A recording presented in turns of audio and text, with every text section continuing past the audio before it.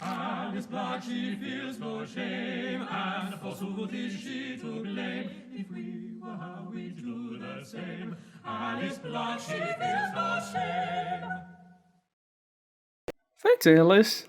I mean, I'm kind of mad. I wanted Dr. Foreman to actually be in jail for ever. I mean, not ever, but for a long time.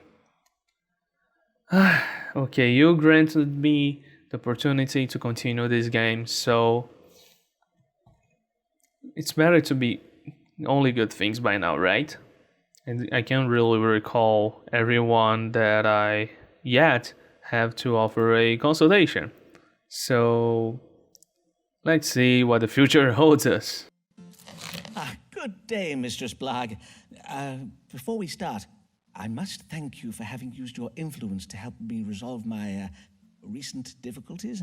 Say nothing of it. Those doctors and their College of Physicians. Naught but a band of piss-pot sniffing bullies, so they are. Besides, I needed you out of prison so that you might read the stars for me. I see. And what would you have me advise you on? What know you of Richard Bancroft, the Bishop of London? Not much, in truth. But I did attend the Easter service at St. Paul's. I found the bishop's sermon on the virtues of chastity and abstinence most compelling. Why, you know him well? Not very well as yet. I was seated beside him at an Episcopal dinner Saturday last. We discoursed a while. Bishop Bancroft is a most charming man. But there was a moment when we did both reach for the brandy decanter. Our eyes met and I felt something. 'Twas a spark between you and the bishop? You felt a certain frisson in the air? Nay, I felt a certain hand up my skirts, more like. His Grace put his hand up your skirts. Madam, may I say how... Save your congratulations, Foreman. The bishop's not in the bag yet. Hence why I am come to you. Now that I have piqued his interest, I would have the stars tell me how to secure it. Then you wish to pursue an amorous affair with Bishop Bancroft. But what of your husband, Dean Blagg? Oh, do not speak to me of my husband. Thomas Blagg is not fit to secure his wife's future. He is not fit for many of his marital duties, truth be told. But you did warn me of Blagg's financial ruin, and for that I am grateful. Forsooth, I am glad I was able to be of service to you, Mistress Blagg. Speaking of such, let us press on with this day's readings, if you please. Of course, let us consult the stars. How may Mistress Blagg secure the lasting affections of Richard Bancroft, the Bishop of London? I'm scared. Dr. Foreman does not deal well when he has a coitus after consultatio and the woman wants another man. Let's see how things goes. I think this probably will be like Avis Allen too. I remembered Mrs. Allen. Let's not focus on this. Let's focus on the reading. Alice should commit adultery with the bishop while he's away from home. Alice should lie to the bishop by telling him she's with a child. His child. No, that's bad. If Alice changes her approach and exercises constraint, good angels will aid in her plans. Alice's chances of romantic success will be enhanced if she adopts a quiet, demure manner. The responsible thing to do would be tell Alice some hard truths and afford her some perspective. Her actions to this, however, might be unpredictable. Engaging in sin would go against Alice's Christian instincts. Alice is being careless with her husband's legacy. She doesn't like her husband, so I think this option will be my doom. And yeah, I still have a lot to work on her. At this point, I think I just don't care anymore about letter of recommendations. This one is kind of bad, really bad. I think this one is probably the thing. But her Answer can be unpredictable. This one is not that good. I'm gonna go with this one without thinking too much. Let's go. The stars advise you to conduct your wooing of the Bishop Bancroft with constraint and discipline. You must be strict. Allow him no intimacies. I see. Keep the bishop's hands off me till he begs for it. Until he be driven so mad with lust he would offer anything for a tumble. 'Tis one interpretation, certainly. 'Tis true that Lady Anne Boleyn found success with such a stratagem in her pursuit of the late King Henry Tudor. At least, up to a point. Aye, poor lady. Be there anything else? My chart does also advise you to adopt a manner that is quiet, gentle, and demure. Verily, I will not lie. This is beginning to sound like a cod's load of work. Mayhap I play dumb with the bishop and merely nod and smile at everything he says. But 'tis the stratagem used by Jane Seymour, I believe. And unlike Anne Boleyn, she bagged her king without losing her head, did she not? Okay, things went fine. I think she's a good lady, but yeah. I'm not so sure about coitus post consultatio again. God damn it. God damn it. Okay, things are gonna be good with her, I think. We still have a lot of consultations with her. I think for the first time I didn't fall too much on a reading and I got it right. That's good. I think this woman is quite easy to read, I guess. I don't know. I mean, I made her little pleased. So I think I know her, I think. Yes, your grace. Nay, your grace. Pray remove your hand, your grace. Needs must, but burger. I don't know where she's talking. I think she is simulating a conversation with the guy she wants. And I mean, she wants that guy. She makes out with Dr. Foreman. I don't know. This lady's kind of crazy. No, let's see what's the next one. I really want to see Emma again. Miss her. Even though probably would be something sad about her husband. But yeah, anyway. Lancelot more, lovely his passion, lacking in mind, fulsome in fashion. The unwise truths cause him much hurt. He yet persists in chasing the skirt. Alright, the guy that I don't like. Yes, how happy I am when I don't have barely points with him. Let's hear this guy rambling about other woman and blah blah blah.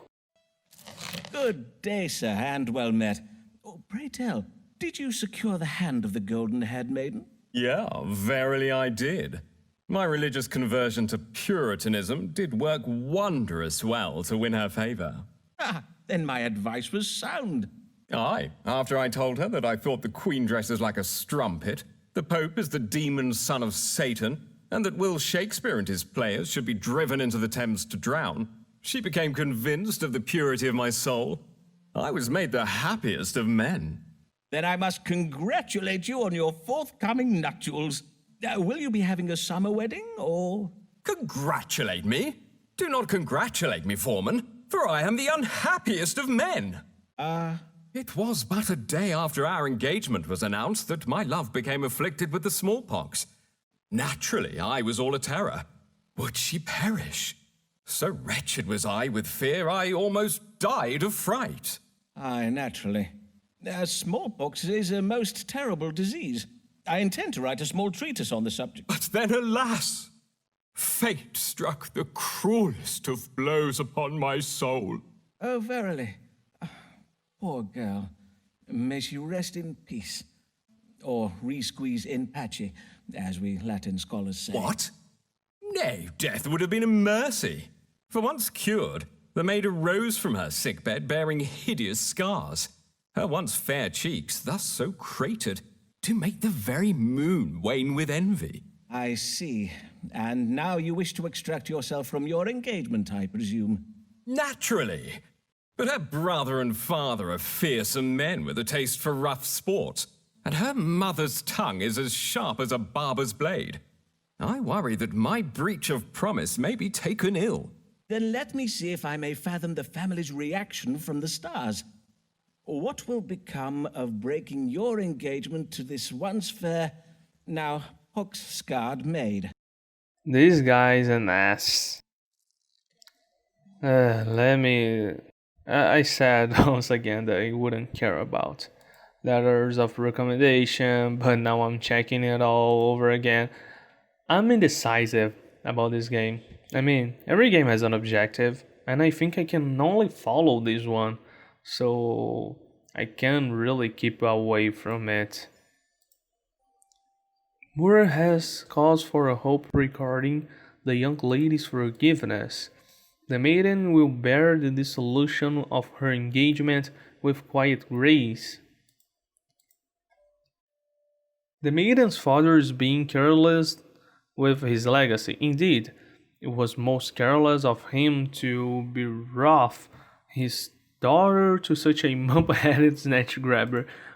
Yeah, that's truth. It would be intelligent to seek resolution in a foreign country.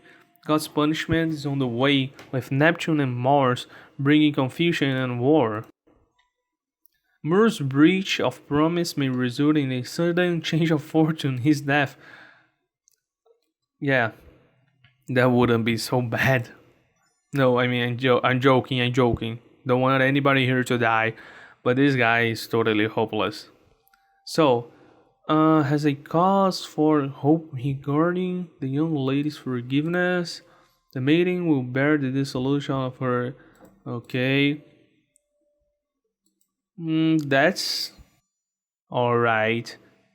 Resolution in foreign country. God's punishment is on the way. Confusion and war. Death.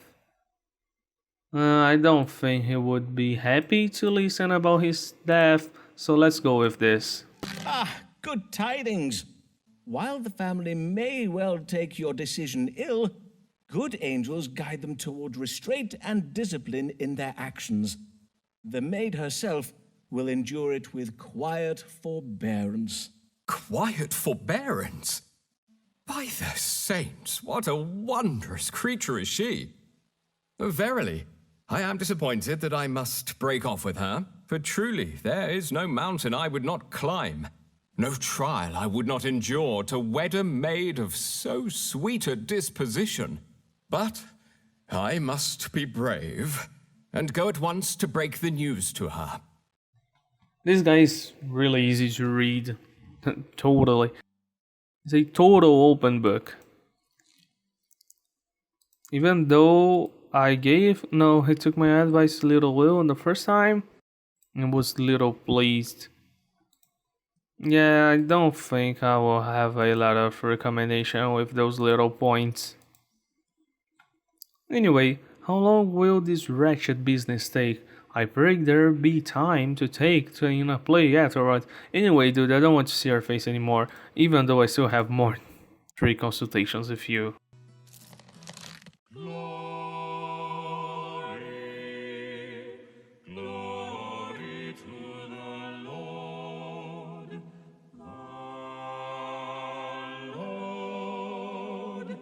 Archbishop Whitgift, glory to the Lord in the highest position in the church, except for the Queen.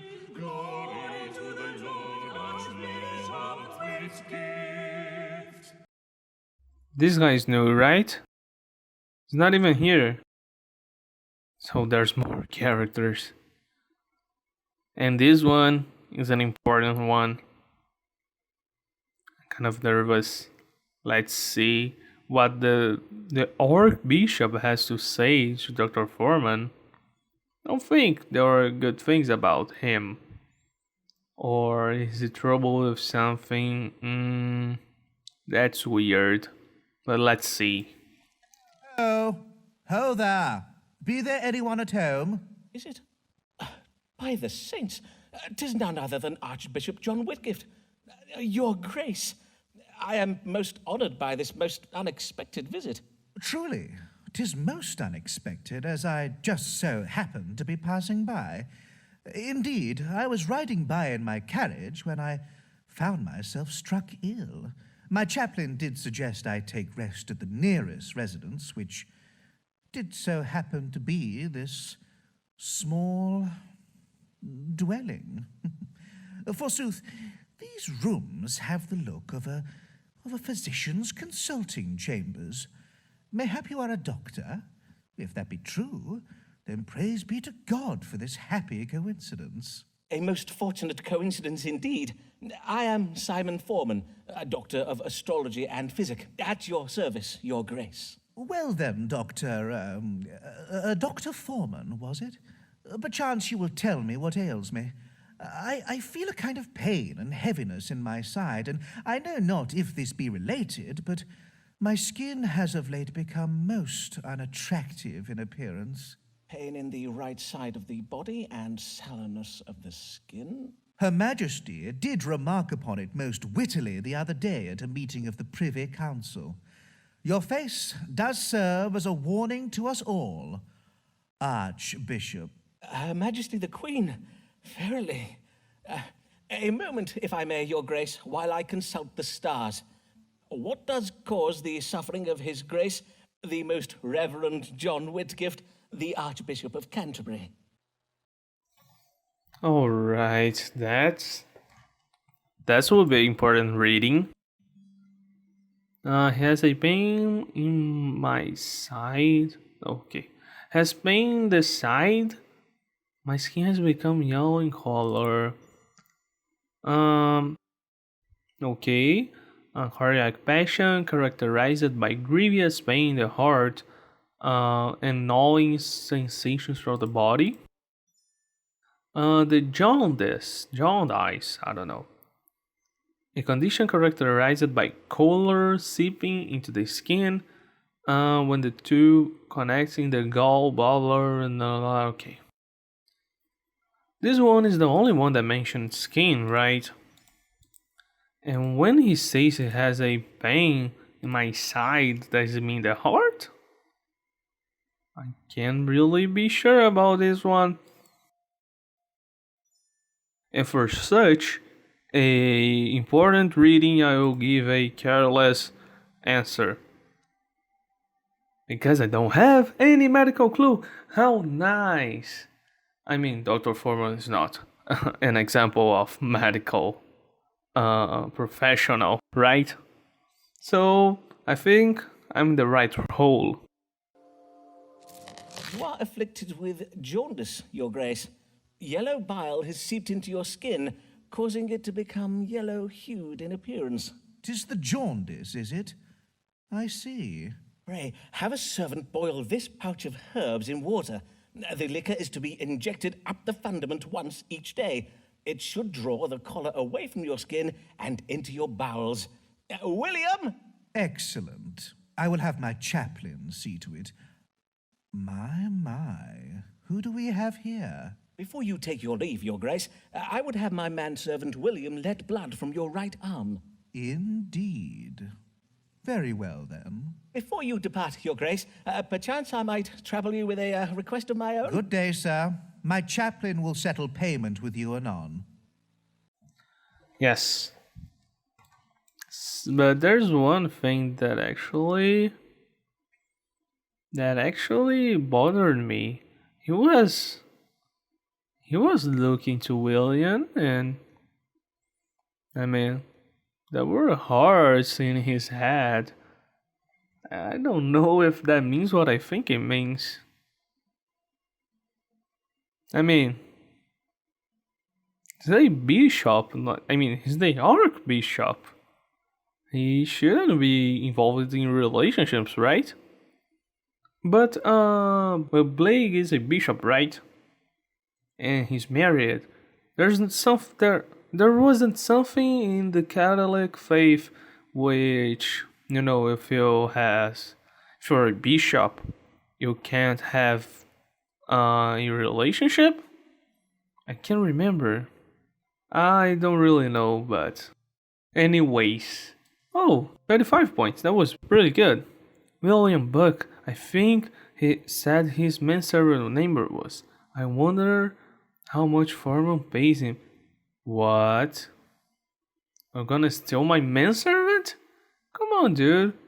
You're the Archbishop. You can have anybody. So you can have William. What am I talking about? Let's flip the page and hope it's Emma again.